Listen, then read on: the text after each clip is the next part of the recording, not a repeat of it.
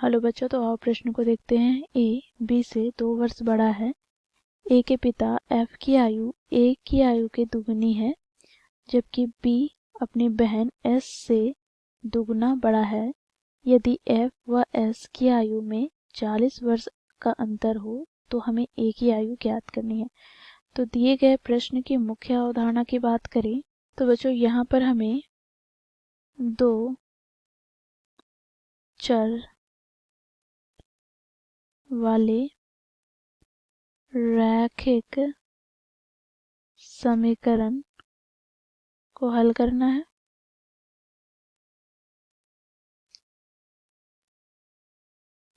तो इस मुख्य अवधारणा की सहायता से हम दिए गए प्रश्न को हल करेंगे।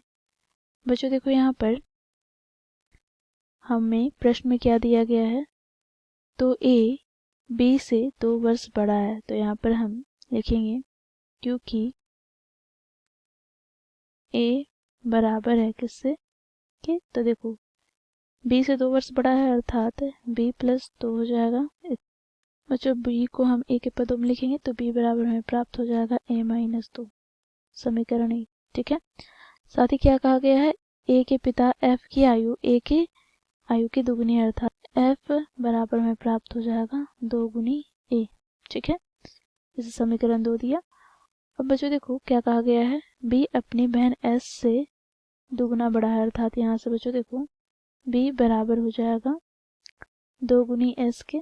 तो यहाँ से बच्चों हम बी का मान समीकरण 1 से रखेंगे क्या, ए माइनस 2 और बराबर क्या हो जाएगा 2 गुनी एस। तो यहाँ पर हम लिखेंगे समीकरण 1 से, तो यहाँ से हमें प्राप्त क्या हो जाएगा, तो बच्चों यहाँ पर एस बराबर हो जाएगा किसके, तो ए माइनस 2 बटे 2 के। अब यहाँ पर क्या कहा गया है, तो देखो एफ व एस की आयु में 40 वर्ष का अंतर है। तो यहाँ से हम लिखेंगे क्योंकि एफ माइनस एस बराबर 40 है।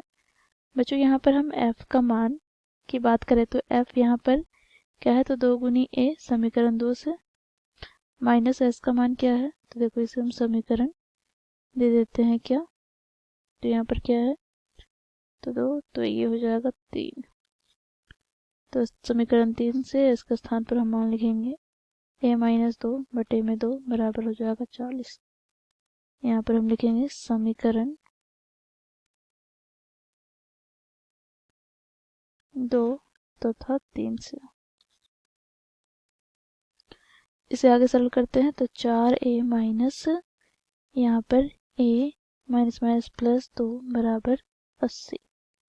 हमें यहाँ पर प्राप्त हो जाएगा 3a बराबर 80 में 2 घटाएंगे तो 78। तो यहाँ से a का मान हमें प्राप्त क्या हो जाएगा, 3 से विभाजित करते हैं तो 3 दूनी 6, 3 छक 18। तो a का मान हमें 26 प्राप्त हुआ। तो यहाँ से हमें a का मान ही पूछा गया था अर्थात a की आयु कितनी है, तो a की आयु यहाँ पर बच्चों कितनी है 26। तो यहाँ पर हम लिखेंगे अतः a की आयु 26 वर्ष है। तो बच्चों देखो इस प्रकार हम लोगों ने मुख्य अवधारणा की सहायता से दिए गए प्रश्न को हल किया। आशा करती हूँ आप लोगों को यह प्रश्न समझ में आया होगा। धन्यवाद।